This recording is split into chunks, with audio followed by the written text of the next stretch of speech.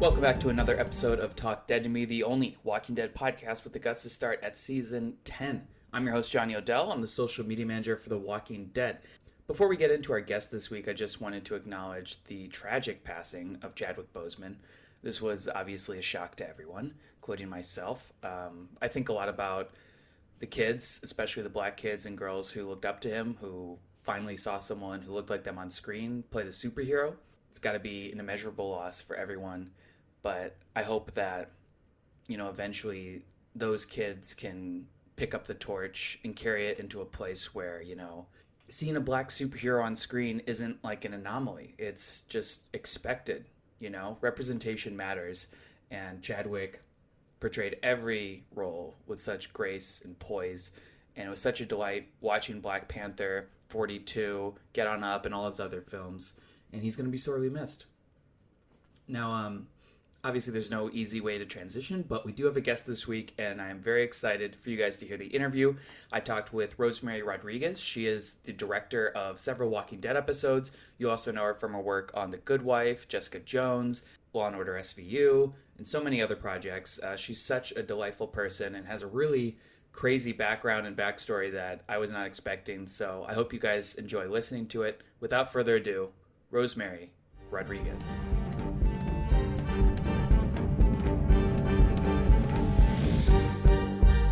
I think there's been phases of it.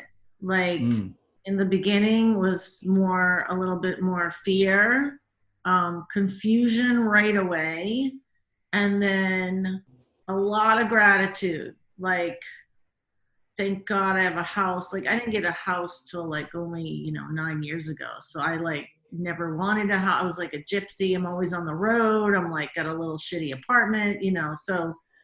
And I was afraid to like have roots, you know what I mean? Like, so I don't know. I'm just so grateful to have a place that I can have some space and not be, stuck somewhere, with people I don't like.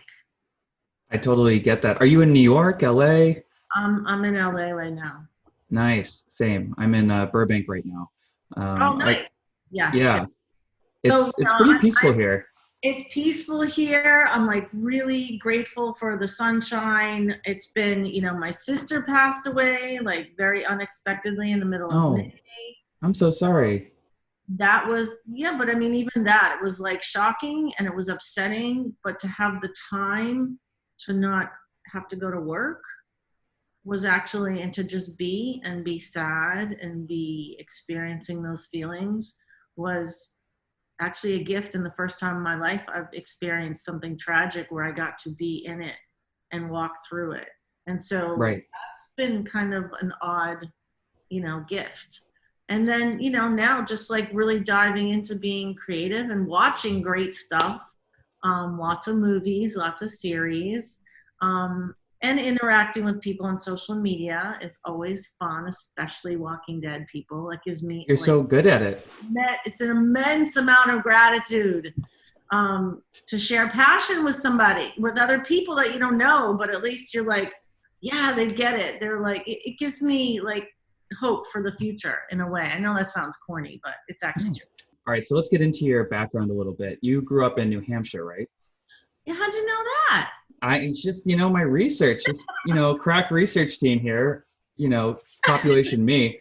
And that's incredible. Yeah, you graduated high school pretty early, right?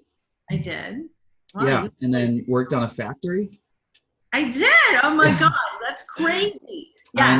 I know. Tell me about that. I'm literally the kind of person that like, I just keep moving forward all the time. And I'm sort of like, I get bored with where I'm at. So I'm like, okay, I'm in high school. I hate high school. Like, I can't wait to get out.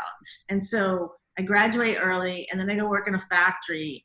And then I'm like in a factory that makes like circuit boards. Mm-hmm. So it's like, you're like on a line with all women at a table, like hunched over doing like, oh my God, like soldering, all kinds of stuff. And I did that for a year, and then I was like, oh my God, I think I need to go to college. Like, nobody in my family ever went to college. So I'm like, I'm going to go to college, So yeah, I ended up going away and doing that and not really liking that very much either. And then moving to New York and then trying to, find my way to directing. I went to New York with like a resume with nothing on it, and tried to get a job at like HBO, like CBS. I would go to the offices in New York City, and very naive, because basically, it was like, well, you get your foot in the door. Like, if you want a receptionist job, like you can apply for that. And I was like, I don't want to, you get out of school and you're like ready to conquer the world. And I actually didn't even think I'd be good at like handling phones and reception stuff, but that was very debilitating. So then I had to go back home as we do, to like figure things out and like, just rethink, what am I going to do? And then, decided to go to NYU, to the School of Continuing Education, because I did not want to go back to school. I didn't want to get a master's, and I just learned how to, use equipment, and made 2 short films. And then started working, got really lucky, and just started working in this like underground, like film place that like had all kinds of strange, artists coming through, like Wim Wenders or Robert Frank, like, this guy that owned this place or Jim Jarmusch would come through, Spike Lee would come through, like just, people that were like other generation, like I'd look up to them. And so I was in this weird little pocket in the East Village in New York, and sort of started working and developing, a career in a way there, but never thinking that I had the right to direct, like thinking I always had to learn. Like I had to learn how to cut film, how to shoot film, how to hold a boom, you name it, sound mix. Like I did it all, starting from like a PA and like music videos, like, because I feel like it took me years to get the confidence. And I think some people are born with confidence. And I would say, I would just be as bold to say as like, I think men are born with more confidence to express their voice than a lot of us women. So I felt like I had to master and earn the right to call myself a director. Like I didn't feel entitled to that, and as I look back, I'm like, well, that was dumb. I should have just, instead of getting high, having a camera and shooting my boyfriend in the band and like just doing little things for myself, I just been like doing bigger stuff, or have, but I didn't feel sort of worthy of that, if that makes sense. Yeah, I think women are actually typically more confident, or maybe it's even. I think men are just afforded more opportunities unequally to direct, because it wasn't until 2011 that we had a Best Director winner that was a woman. The Hurt Locker, I think, or 2009, either way. So what was your family saying about this at the time? Were they supportive of your, direction? I think my family, my dad was a bookie. My mother stayed at home. It's kind of like, there's nothing to do with like very much culture or even an understanding of movies or TV. Like it really wasn't on our radar so much. So what was on the radar was to just like be happy. Right. Like find something that makes you happy. Like one thing I would say my mother gave to me is, don't live with them. Don't marry them. Don't, like just find your way, do what you want, and be happy. And, that was helpful because I never had that kind of pressure from the family, to do anything like that. But I think going back to what you were saying, I do think there's like a sense of, I think you're right about confidence to a certain degree, but then there's confidence versus entitlement, or feeling like you can do something and sort of acting as if like, yeah, I can do that. And I think sometimes as a female, I have spent time trying to prepare and make sure I'm going to do it right. And like, have it, because I do think there's something to having to prove like what I can do. I'm over that now, but I think a lot of years to like get there where it's like, no, I have something to say and it's worthy of listening to. And I have just as much right to say it as anybody else. Right. And you obviously are known a lot for the TV roles that you've directed, but your first movie came, I think in 2001 with Acts of Worship, right? Which at the time, Hollywood Reporter called solid filmmaking. So that's great for your first movie. Yeah, that's great. Go ahead. It was an amazing experience. Yeah. What did you learn from that movie? That must have been sort of, just eye-opening experience. Acts of Worship changed my life. Making a movie, first of all, just to back up to my life, again, moving to New York City, having a dream, having goals, this is what I want to do with my life, and having the strength and the fortitude to I can do it. But then also, look, I'm just going to be honest, because why not, right? Yeah. So what happened to me is I always like to have fun. So I work hard, but I also like to have a lot of fun. And so I was always out in the clubs or hanging out. And so my fun involved a lot of drugs and alcohol. And then, I just got to a point, I remember it was a key point where I was unemployed for a little bit. And I had worked in great jobs where I had access to equipment and I could make little films and I was doing all this stuff.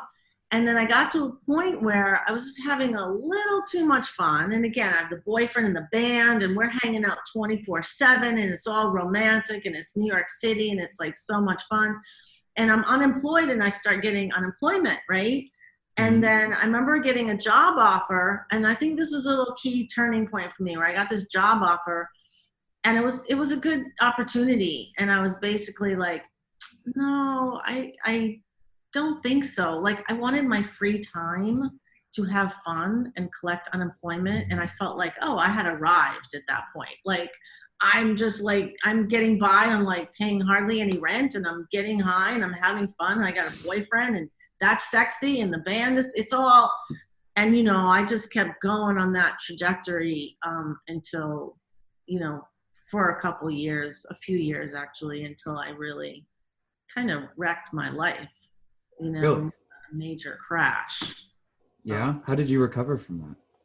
Well, for me, I ended up really fucking in a dark place and really not working in film anymore because I had enough, I don't know, foresight to realize I really don't want to burn every bridge.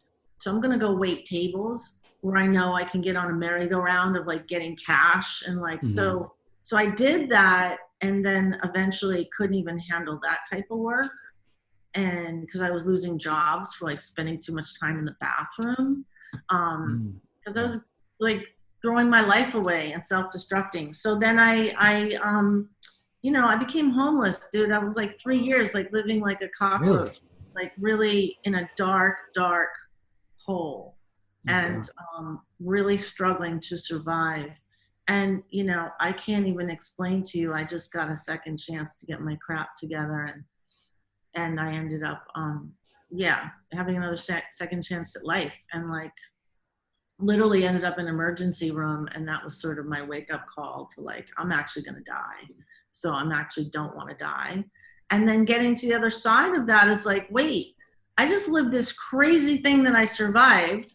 I want to be a director. I want to make a movie. So I'm going to start writing a fiction, but using my experience.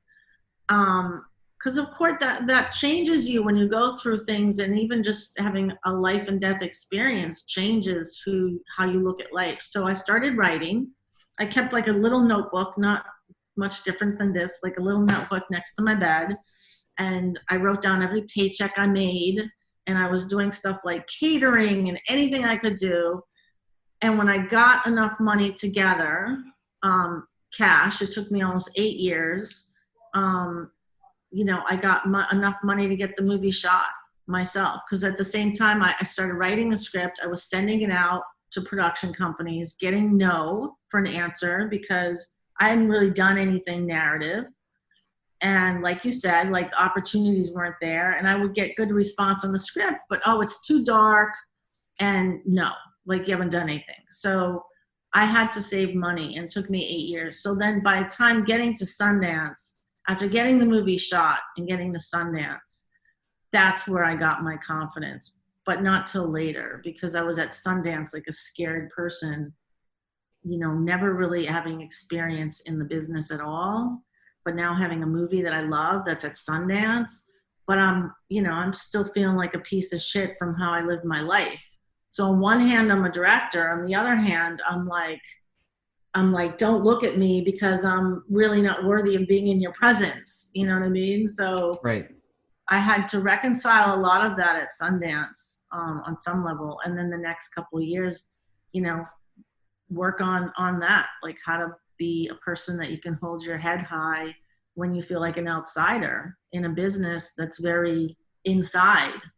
You know what I mean? And then learn how to not take no for an answer. And learn how to have a business meeting and really like start from the bottom up, like how do you do this stuff. And it took me a while. Nobody was talking about female directors at all. Even at Sundance there was hardly any of us, and nobody cared. It wasn't like we were featured like, hey, here's a female directed movie. No, that wasn't the case at all. It was like, you're a little crumb, go over there, we got this. So why is that? Dude, because I think because there's money involved. It's the same thing that's happening in the world now, right? It's like, and that's why, we'll get to the themes of The Walking Dead, because that's why it's such a huge draw, is like, to me. But, you look at the world and you see how people are and who has the power and who has the money. Who has the power is who has the money. And who has the money is like, it's a lot to hand somebody money or a budget for something. And then it's a risk that you don't know if you're going to get the money back. But if you're going to do it, I think people tend to do it to people who look like themselves. Oh, he reminds me of when I'm young, like, even if it's a female, which is very rarely, but like, hey, there's someone who reminds me of me. So if you sort of don't remind anyone in power of themselves, this is my theory, then you're kind of like really having a hard time. But at the same time, you keep trudging and pushing and pushing and pushing. My trajectory was not like, woo, superstar, which I know people like that, like get handed the keys to the kingdom, then crash and burn. That isn't my story. Is keep pushing, trudging, and I'm always moving forward over the years. Like that forward motion doesn't stop. It's not, but it's like, okay, we're getting up there little by little. I'm gonna sneak my way to the top. You're gonna eventually find me there. But I'm still on my way, right? Right. And you've said one of your mentors was Christopher Chulak. And how did he sort of like shape your career early on? Because I sent my film. So I went to festivals around the world. Was at the Independent Spirit Awards. Practically sitting like in the parking lot. So I kind of knew that we weren't going to be winning anything, but it was still exciting to be there. And after that, I was back at my day job, and I was like, bitter and angry and unhappy. And like, what do you have to do around here? Like, why am I not being asked to direct movies? Like, because I already said why, right? So if you can't make a movie at Sundance that does really well and gets good reviews and like gets out there, then what do you have to do? So somebody told me about a fellowship for women and minority directors, where you have to shadow directors in television and then transition to getting a job and working in TV. So I sent it, and then Chris Chulak to John Wells Productions. At the time, he had Third Watch, ER, and West Wing on the air. So started, sent it there, and took like 6 months, and they watched the movie, and then they brought me in, and then he became like a mentor and just hired me for a couple episodes. And that kind of got my start in television. And as crazy as it sounds, even then, it's like people were like, I listened to my agents, my manager. It was like crazy, man. People were like, your movie's so dark. Are you going to keep making dark movies? It's like, I don't even know what to tell you. And I would get like all these romantic comedy scripts. And I'm like, what do I do with them? I don't even watch them. I don't know what to do. Like, and I feel like I didn't blow any opportunity, but that's how people sort of thought of, I think, a female director. It was just weird. So, television was an opportunity to come in and do some action and character and a little bit more gritty stuff. So that was helpful to me, actually, to be able to be in my wheelhouse and try to get stuff made and directed. But then, everyone told me, don't talk about movies anymore because now you're in TV. So TV people, but it was like totally separate then. It's not like now. So it was like, don't talk, when you go in that meeting, don't talk about movies. Like there's actually at the agencies and like executives, like they all sort of, there's like an arrogance or a judgment between like movie and TV people. So like, don't talk about that. And I'm like, okay, I won't. I'm a TV director. I love TV. I love TV. Anyway, yeah, it's just interesting how every couple of years it kind of changes.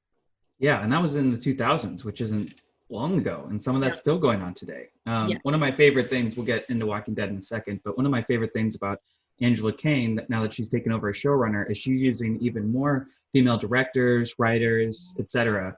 And I think that representation is really important, but it's not like an affirmative action thing. It's like, no, why don't we have these amazing women, doing this? And honestly, I think since Angela took over, I think the show looks and sounds even better than it did before.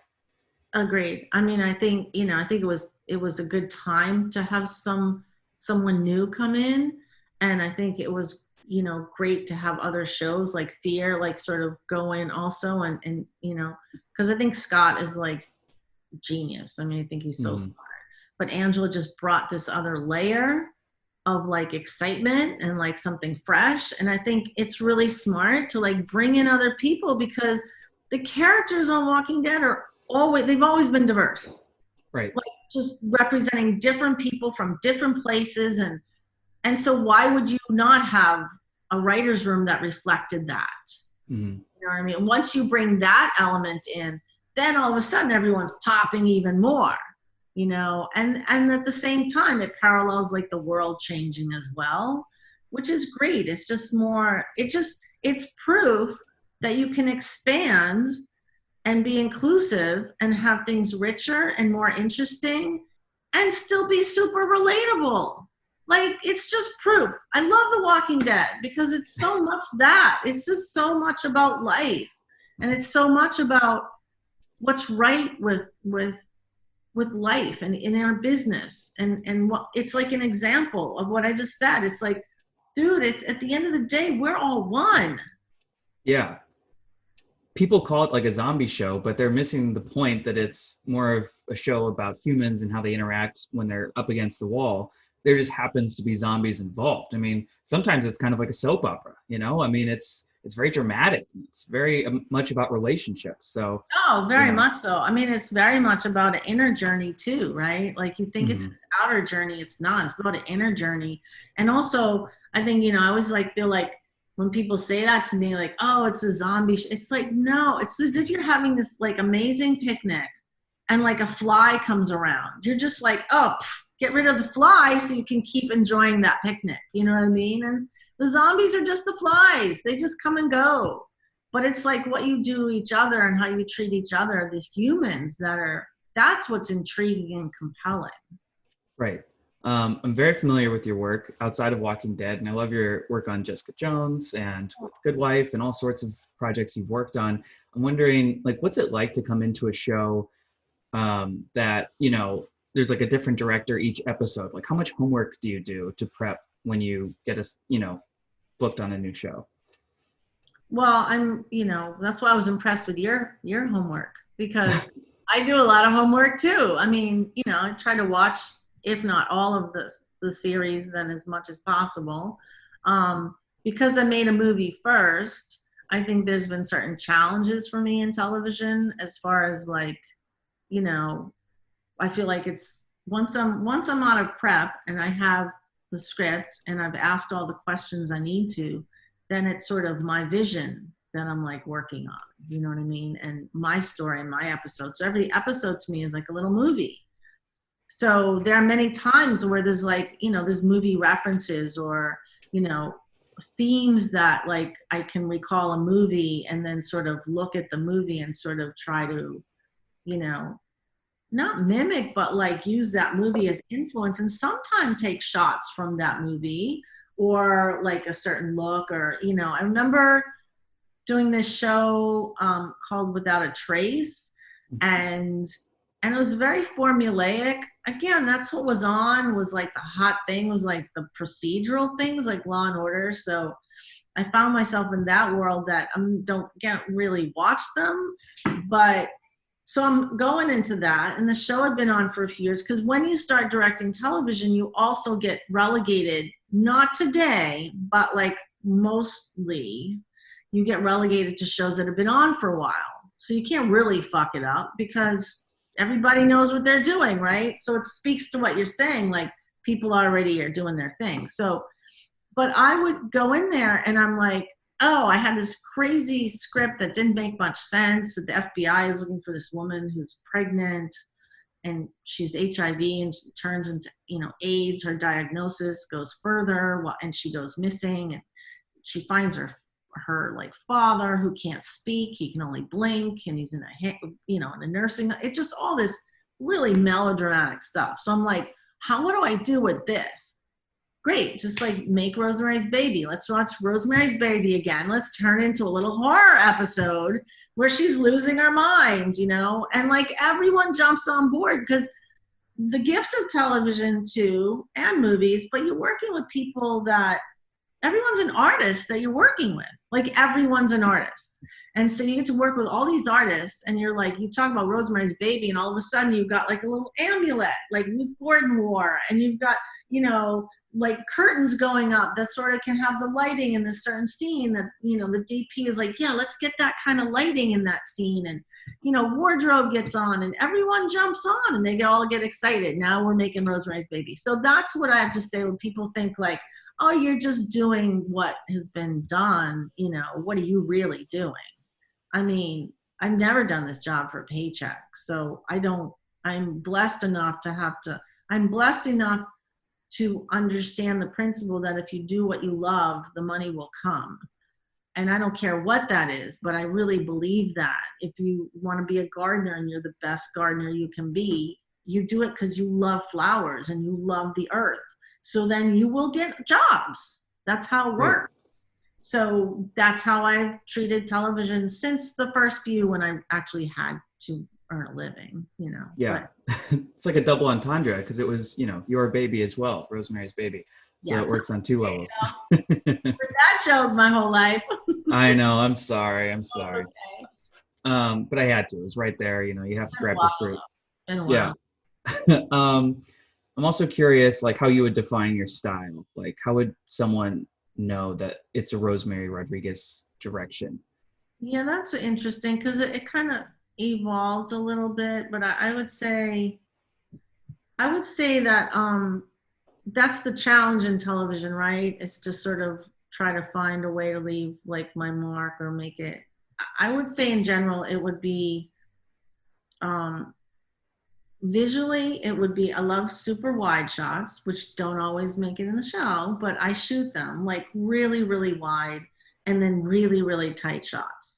Like that's like my favorite. And if I can get like, a drone or anything like in close enough and then pull out and see the whole world, like I love shots like that. And also I think just performance. Like I love honesty and things that really make you feel something. So, to push the actors even further, like to go than they would normally go. And not let anyone off the hook with like a moment, to make sure it's like truthful, because I love things that are very action driven too. Like I love car stuff. I love all of that, but it's only great when you have the moments and you like feel those moments of someone's heart, and like the stakes are involved only when you feel the emotions. So I would say I'm very much a director's actor as well, because I love being with actors and sort of, finding things that I could never plan. Like I read the script, but until they say it and they're interacting, that's when the real stuff comes in my brain, the instincts, and like, oh my God, we could do this. I plan it all visually, but their piece is so key. It's so key. Right. A lot of people are armchair critics of directing, and some people get it mixed up with DP work, and including me sometimes. How would you distinguish the two? Well, I think that's an interesting question. I think, you know, it's more collaborative in film. In television, I actually think that there's more that I sometimes am uncomfortable about imposing, which I don't like to be that kind of artist that wants to impose my thing on someone else. But because of the schedule, and often there's only one DP, and so while you're prepping, they're shooting another episode. So you barely are lucky if you have one lunchtime to discuss what your plans are. Meanwhile, you're picking locations. You're like talking about equipment and shots and stuff you want. So in television, the line gets a little more squiggly. And so I sometimes, when I have worked with DPs that I really love and I feel like they really are artists, like they're so good. And they're frustrated because they're in a box sometimes. And I know they could, but at the same time, it's like, but I know the shot that I want. And like, we're going to get all the equipment and the gaffer and the grip that's on Location Scout because the DP isn't even there. I've talked to them about what I want and what I want to do. And then sometimes it's not till you show up to shoot it. And it could be at night where, you know, I'm like, this is what I planned. I really hope this works for you, because I'm like, and they have to go with it. So I would say in a movie, it's different because then it's more like collaborative. You sit down, you go through the script, you talk about everything. And in the specifics of it, I would say sometimes there's a feeling that I want to convey that I may not know exactly what lens, or they may have a tool to use, or there might be something that we need to order. So if it's something specific, that's something that I'll go to the DP and try to pull their ear, like, look, I want it on the floor. I want to get really, like, you may have to order something special for that. So, yeah, but you know, when a movie, we'll just sit down and talk about all that ahead of time and come up just like an actor, and then sometimes come up with something else, you know? Mm-hmm. So I think very much in television, they're connected, the DP and the director. Yeah. Not too long answer. Did that make sense? No. Listen, this is great. This is like a mini film school for some people, including myself. So this is great. No, I love every second of it.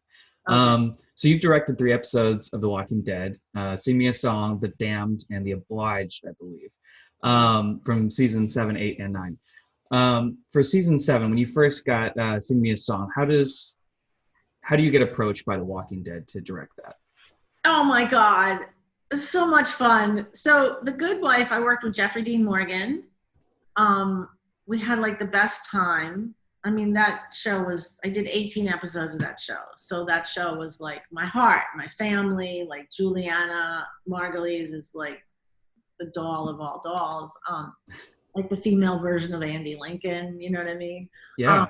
Like sets an amazing tone, beautiful person, super actor, you know. Anyway, so I like literally walked in my front door one day and I got like a text on my phone and it was like, hey, you want to do Walking Dead? And I was like, I didn't have the number in my phone, so I didn't know who that was. I didn't even know it was a joke. Like I just didn't, and it wasn't an agent, clearly. They're texting me like, right.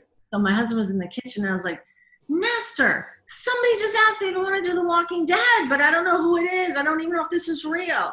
I was like, what do I do? And he's like, just tell them, fuck yeah.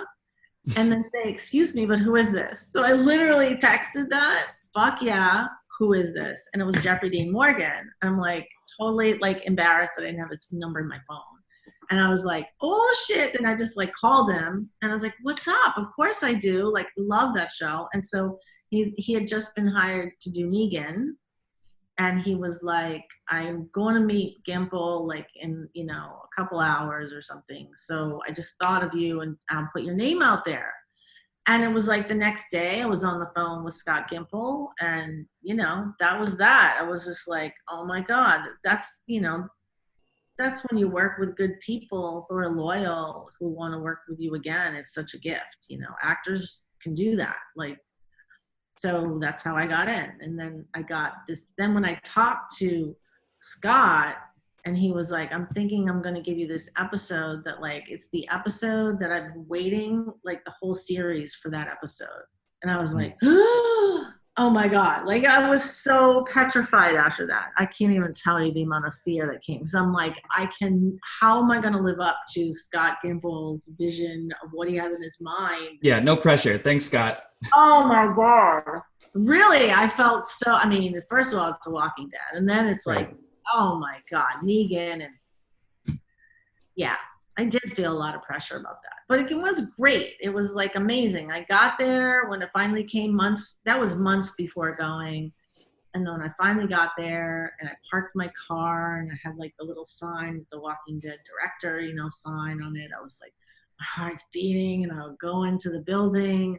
And it just happened, like the universe just had it where I walk in the building and Greg Nicotero is like right there. And he's just walking up the steps. And so it was like, hey, I'm Greg. I was like, awesome. I'm already like, oh my God, it's Greg Nicotero. Holy shit. I'm like, and I was like, oh my God, dude, you're like such a great director. Like, this is amazing. I'm so happy to be here. And he's like, yeah, my job now is to help you shine.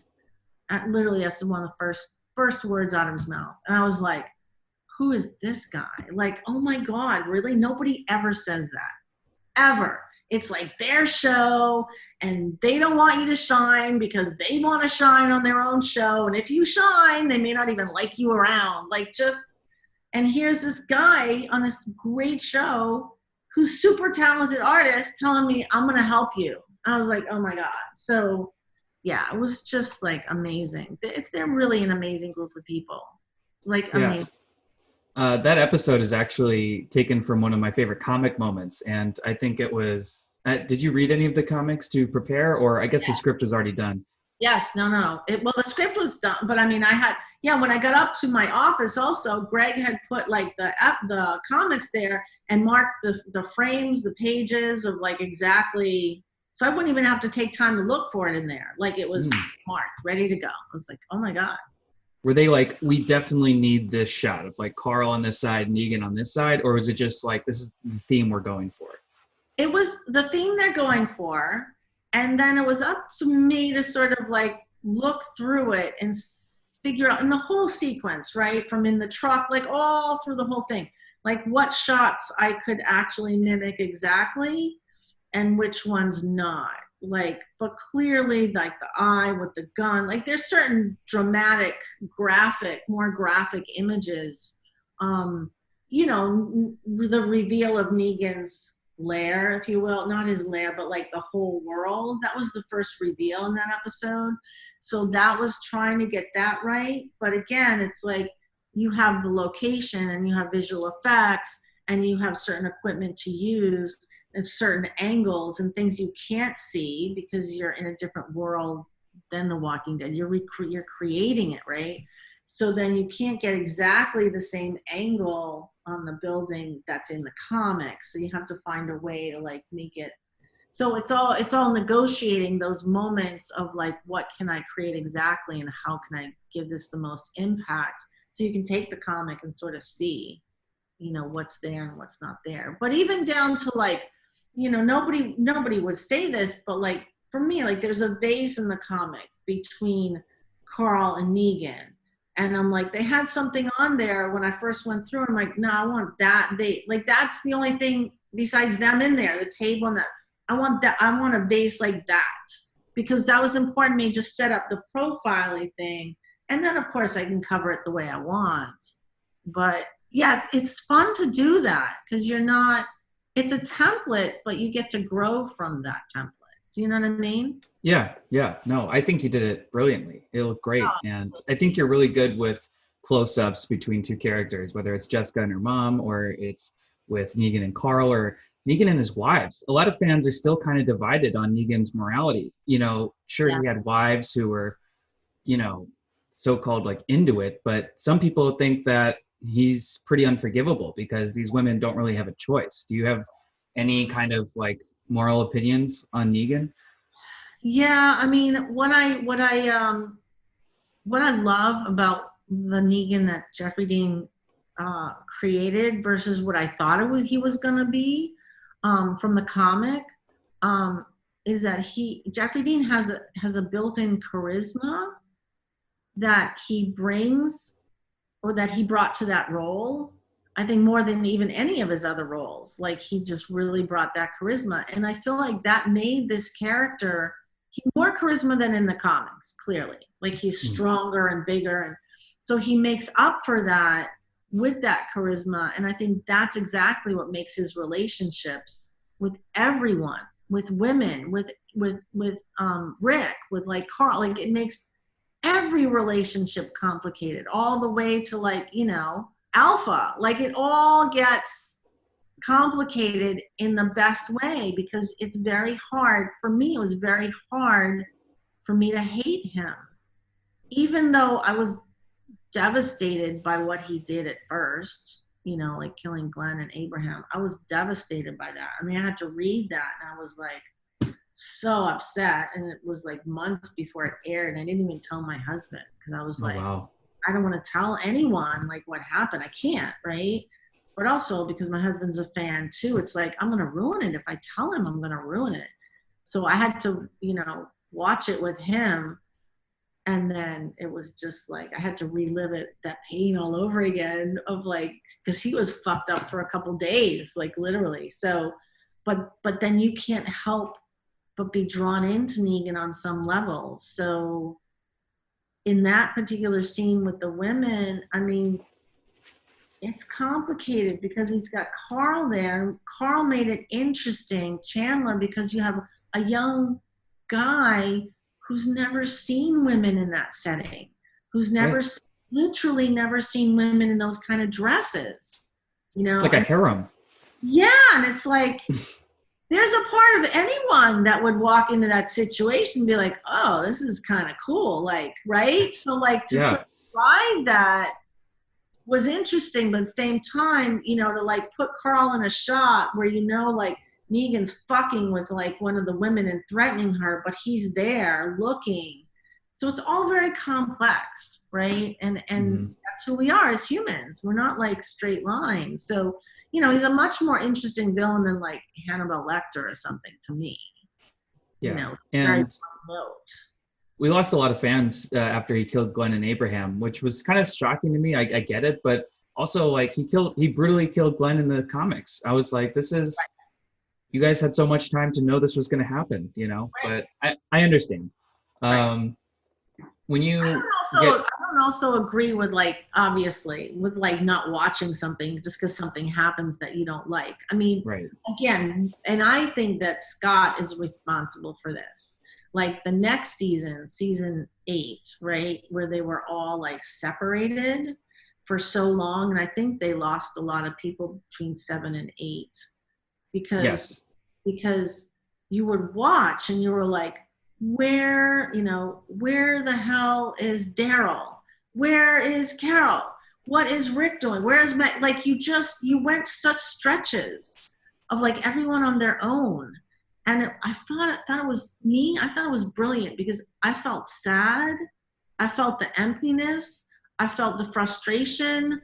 I'm not enough to stop watching, to just be like, he is making me feel the way these characters feel right now because they are not a family. Everyone's apart and it sucks. Like I need them all to get back because I need my show back. I need that back. But if you didn't hang, so I thought creatively it was really ballsy. Like I loved it. I think it helped when Rick and Daryl reunited in 7/15 or 7/16. You actually felt it. It wasn't like this was a 3-episode arc. They hug and you feel nothing. Like this was like, wow, like Daryl was basically a slave the entire season. Yeah. And so when he comes back, it is momentous. It's huge. Yeah. And yeah, a lot of fans give, you know, crap to the second half of season 7. They think season 8, maybe they could have combined them, but you know, I kind of liked the struggle. I liked how long it was. And I did too. It's fine. I thought it was risky creatively. And, and I respect that. You know, when you don't give people what they want and they have to hang in there, I totally respect that. I think it's great. Yeah, and when Game of Thrones did the Red Wedding, I wasn't like, that's it. I can't watch this show anymore. I was like, oh shit, like no one's safe. Like they just killed a pregnant lady. Like, I mean, what else are they gonna do? This is amazing. Yeah, exactly. So, yeah. So when you come back for season 8 and 9, is that just a call from Scott or Angela that's like, hey, we're thinking of you for this episode, or do you ask them? No, they Yeah. I get an email from them. Yeah. Nice. Yeah. That's great. Yeah. It's always nice to be asked. So invited, but be invited back is always a lovely thing, right? In life. Right. Yeah. With now that Andrew Lincoln has left the show, he's kind of risen to like legend status Yeah. where, because his character didn't get killed off. So he's still out there somewhere, but people Yeah. love hearing Andrew Lincoln stories. And my friend Sarah Beth Pollock, who works for Undead Walking, she said you have amazing stories. So I was wondering if you could share any good Andrew Lincoln stories. Oh my God. I just love him so much. She's great, by the way. I think she's awesome. She's the real deal. I really like Sarah Beth. Yeah, me too. I think she does a great job. She does all her homework too, and she's just like passionate. Like, so it's great. No, Andrew, like, I don't know. I mean, sometimes it feels like weird to talk about The Walking Dead because it feels like I'm just gushing like the whole time and like it can't really be real. Like that's ridiculous. But the truth is, anything we do in life is only because of the people involved, right? It's only as good as the people involved. So, I can tell you that Andrew Lincoln is a stellar human being because I learned that on Sing Me a Song because he wasn't heavy in that episode. But, he came by. I remember having a lunch meeting, because again, you're prepping while the other episode is shooting, right? So I remember going and having a lunch meeting about something, and he was not working that day. But all of a sudden, who's like in, not on set, but like who's there? And they're on location. And all of a sudden, Andy's there. And I was like, oh, that's great. Like I can talk to him about whatever. And so he was there because he wanted to talk to me about Carl and Chandler and just to make sure, because he didn't know me. And he just wanted to make sure that Chandler was in good hands, basically, that's what he was doing. Do you know what I mean? Real life father.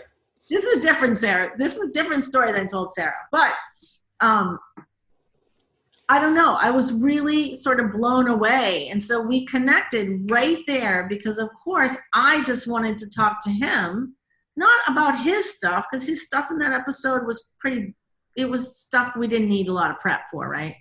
But I wanted to connect with him about his son and that experience. So we were talking, like we came together, both concerned about Chandler and Carl and that story and how we would do it. So it was like, we just immediately became like buddies.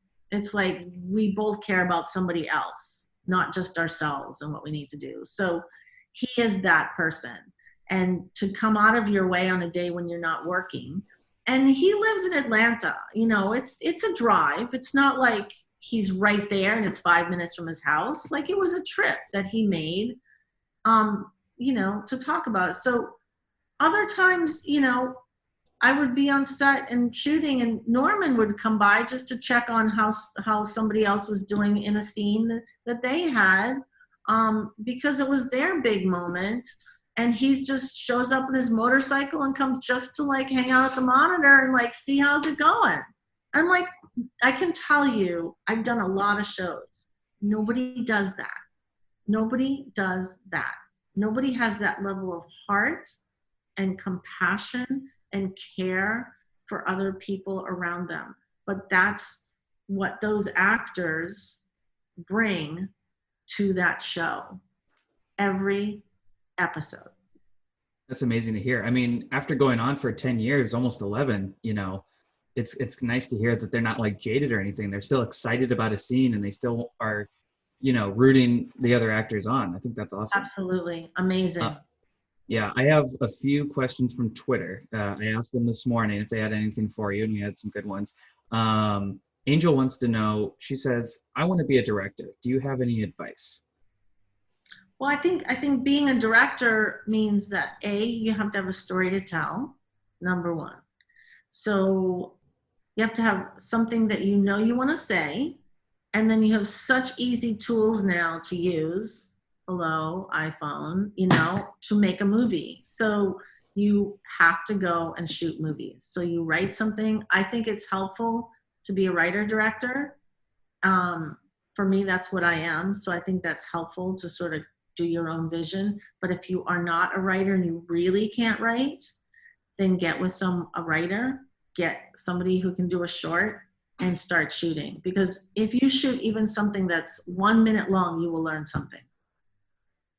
That's true. All right. That's great.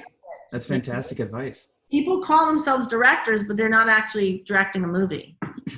Oh. You haven't done it, right? And you don't really have that excuse anymore to not do it. You have to do it. Yeah, absolutely. Once you make your first movie, you can actually call yourself a director. Doesn't matter if anyone's seen it. You've directed a movie. So once you can say, I am a director, you're already empowering yourself. Wow. What if you direct a music video? Does that count? Absolutely it counts, of course. Absolutely. Yeah. But the flip side is that if you can see yourself doing anything else in life, like anything else, and I'm going to say this again, if you can see yourself doing anything else with your life other than directing, that's what you should be doing. Not really? directing. Yes. You can't half-ass it. That hard. Right. Okay. Hezriel wants to know, what's the most challenging episode of television that you've directed so far? Oh, that's a good question. I should have had them just do the whole interview, but yeah. No, I would actually say that truthfully, The Walking Dead is probably the hardest show to direct. I say that because of the elements involved, because you're outside. You can be outside in literally 104 degrees. It's hard on everyone. You have ticks, you have chiggers, you have all kinds of like snakes. Like there are things that you have to battle that are just there in the grass and the woods, like everywhere. So the humidity in Georgia is excruciating, like beyond. Like I remember like drinking literally 6 bottles of water just because they come out with water all the time, right? They constantly make sure you're hydrated. Drinking, and like I never peed. And I'm like, I've never experienced this in my life. Like I don't even understand where this water's going because I'm just sweating. Evaporating out of your body. Yes, it was crazy. So every time that I have directed an episode, and as well, the scripts are very compact. I mean, the episode of The Damned was like really challenging. It was that was the hardest one because that was basically an action movie. The entire thing was an action movie. And it was like making an action movie in like 8 days and extremely challenging. So at the end of every episode, but particularly that's probably my hardest, I feel like I've climbed Mount Everest. I literally feel like I have climbed a mountaintop and I'm there and I succeeded and I can do anything after that. That's great. The Walking Dead notoriously shoots on film instead of digitally. Do you like that or do you prefer digital? No, I love it. I love it with all my heart and soul. I love it. Yes, I love it. How come? Because I think it looks great. Like I love the look of the show. There's also the gift of real film is that there's everyone pays attention and everyone's focused. And so because that film costs money. So when you're shooting digitally, man, you can start shooting, somebody run in, fix a light. Like it is insane what happens. You could and it just goes on and on and on. With film, it's like, say I want to do 2 takes in a row. No one can move. I like to do more than 1 take in a row for the actors so they can stay in character and get another shot at it. And they love it. 99% of the times they love it because there's no interruptions. There's no makeup. There's nobody comes in. So you're holding that time precious for them and for their creativity. And so when you have film, the stakes are amped up even more because now you're spending money on real celluloid film. It's not digital. It's not free to do another one. You can't back up and go over it again. Like you are. So everyone is like very, I don't know what the word is, honors that process, I think, more with film. Now, like when we were shooting the scene with Michonne and she, was in one of her middle of the night, like out being a warrior, in that mode in episode 9, on season 9, The Obliged, and she's like waking up and like by day she's good mom and leader, of the community, and at night she's like fucking, doing her thing. And so in that episode, it was like 2 a.m. on a Friday night. We have like fake rain, but nevertheless, it's rainy and you're wet and it's gross. And then it even gets cold because it's 2 a.m. And you got the camera like on the ground so I can see her drop her katana and like see her feet like run off, right? And it's muddy because of all the rain. You do all these takes and that's the last shot you get. And that, you check the gate and there's a hair in the gate. You're just like, no. I can't. And it's just like, deny, come back. I'm sorry. And then what the group of people that they are, including Deny, we just start riffing on like the first AD, who's kind of a hairy guy, and we all just start blaming him. And they say it's his hair. But that's what I mean. Other people would get pissed, or the actor would be like, fuck that. Da, da, da, da. No, it's like, all right, and it just turns into like, we can do this. And then we start laughing and do it. Oh man, that's a gift. Yeah. Speaking of Deny, once I remember being in the theater for Black Panther and seeing her, on the big screen and being like, "Oh, she's gonna leave The Walking Dead." And then, sure enough, like 2 months later, she announced that she was leaving the show. Were you? I'm guessing you weren't too surprised by that. No, not at all. I mean, first of all, she's written like a Tony-nominated play. I mean, the fact that she has so much going on even before Black Panther. I mean, she's involved in theater. She has so many things. Charities, Love Our Girls Foundation. Yeah. So many things going on that I definitely was surprised that she actually would stay that long, to be honest. But again, that speaks to the level of commitment. And I'm going to be honest, when I worked with her, it was when I worked with her on, again, I guess it's the Obliged episode, right? When Negan is in jail and she's like confronting him. That was after Black Panther. So she's already like out in the world doing her thing. And I was fully expecting, just to be honest, I was expecting her to be different. I was like, no, she's not going to be paying it. Like, I don't know, but I'm just going with my past experience with actors that when shit goes big, they're sort of like, they just got a lot going on, right? Yeah. She was present, searching for moments, committed to the scene. She shows up with her like script, like 5,000 notes and all broken down, the same way she would all the time. And I was like, her level of commitment did not budge a centimeter. Wow. Even after Black Panther was out in the world. And I'm like, that's so great to hear. That's amazing. She's amazing. I know. Fantastic. I'm like, everyone should be like that. Yeah, I agree. All right, as we're wrapping up, do you hope to do, I'm guessing you hope to do more Walking Dead if there is more Walking Dead, everything's in suspension right now. I know. Yeah, I should be. I mean, was supposed to do a creep show with Greg. Oh, yeah. A couple episodes of that. So I don't know what's going to happen with that. And yeah, I'm supposed to be doing season 10. I don't know what's happening in the world. It's all crazy. Georgia particularly is really crazy. Our business is really hurting right now because there's things happening in the other countries because of, again, not to get into the politics of it, but the politics That's okay. Definitely affected our business in a really devastating way. So I don't know. The fact that anyone could politicize a health issue is just kind of beyond me right now. It's kind of insane. And I feel like all future productions are going to have to be shot in like some remote part of Antarctica or Serbia or something.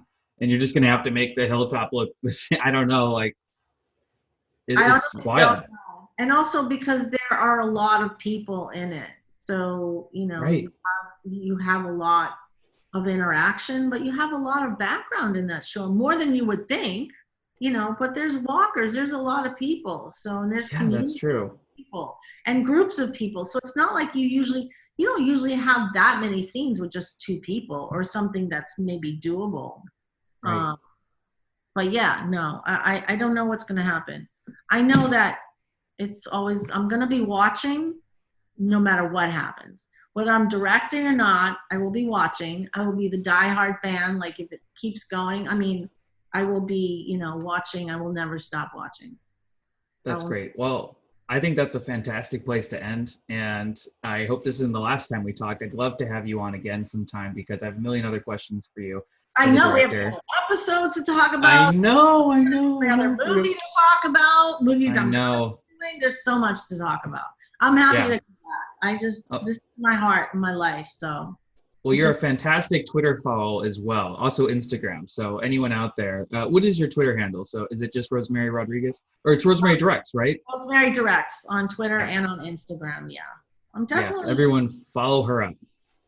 Yes, on Instagram especially. I try to put like behind the scenes stuff on. Especially on Sundays, I try to like post because I'm like, oh, there's nothing to watch on Sunday now. I mean, I'll watch John Oliver, but like, where's my Walking Dead? So I try to post on that day just to have something going on. Yeah, well, thankfully the 2 other shows are coming back soon and we'll get the finale. I just watched the premiere of Fear season 6 and it's actually fantastic and I'm excited for it. That show also, once Scott took over there, that show like took off, man. Right. Yeah, I know. Absolutely. Unfortunately, Morgan. Thank you so much. Rosemary, it was such a pleasure talking to you. Thank you for taking the time out of your day, and we'll talk to you again soon. I hope so. Take care. All right, see ya. Bye.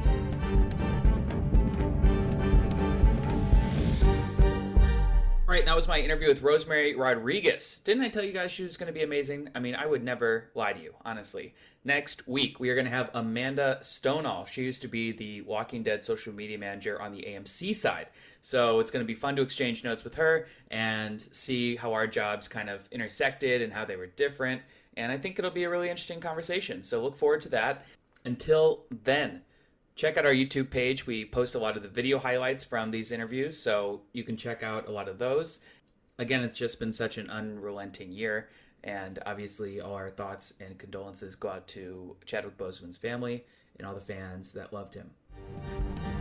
And that's it for me. As always, happy birthday.